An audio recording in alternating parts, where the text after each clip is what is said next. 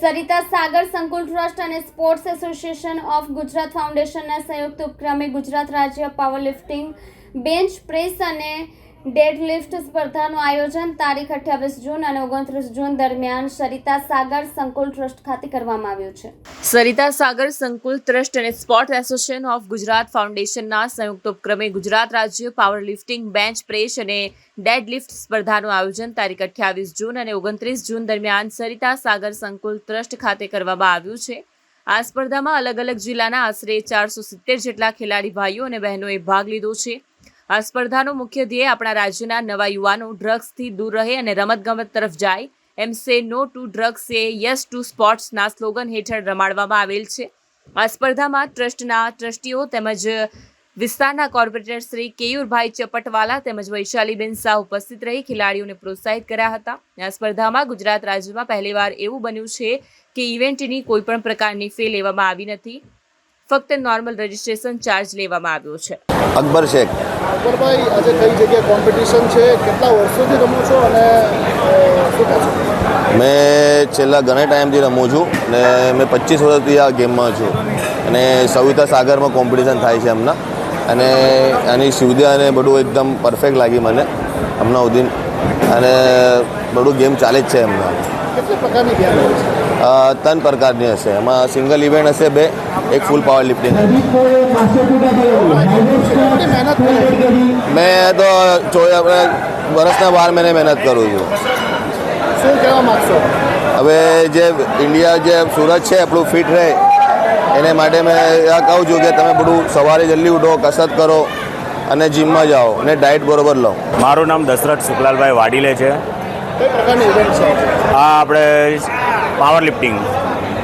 પાવરલિફ્ટિંગ bench press ડેડલિફ્ટનું આયોજન કરેલ છે અને સરિતા સાગર સંકુલ દ્વારા ઓર્ગેનાઇઝ કરેલ છે અને સ્પોર્ટ એસોસિએશન દ્વારા એ છે. કેટલા વર્ષોથી?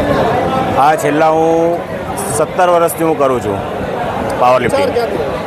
વિચાર મને મારી શરૂઆત જ મને સ્પોર્ટની બહુ જ લાગણી હતી કે હું છેલ્લા 18 વર્ષથી હતો ત્યારથી હું જોડાઈ ગયો હતો આ લાઈનમાં. કેટલા લોકો ભાગ લીધો છે? અમે લોકો ક્યાંથી આમાં વડોદરાથી છે, અમદાવાદથી, અંકલેશ્વરથી છે, આપણા ગુજરાતના નવસારી ઘણા બધી જગ્યાથી આવ્યા છે. આપણે ટોટલ 250 જેવા છે, 260 જેવા પ્લેયર્સ છે. મેસેજ કંઈ નહીં, આજ આપણે બધા જ પ્લેયરે આવી રીતે ભાગ લેવો જોઈએ અને રમવું જોઈએ ને સ્પોર્ટને આગળ વધારવું જોઈએ અને ડ્રગ્સને પાછળ રાખવાનું છે. આપણે મારું નામ નિતેશ પરમાર છે. હું વડોદરાથી આવું છું. કેટલા વર્ષોથી ગેમ? હું છેલ્લા 5 વર્ષથી ગેમ રમું છું અને જ્યારથી આ ફેડરેશન બની છે ત્યારથી હું અને મારા વાઈફ અને મારા સિસ્ટર અમે ત્રણેય આ ફેડરેશન રમીએ છીએ અને અમને આ ફેડરેશનથી ઘણું બધું શીખવા મળ્યું છે.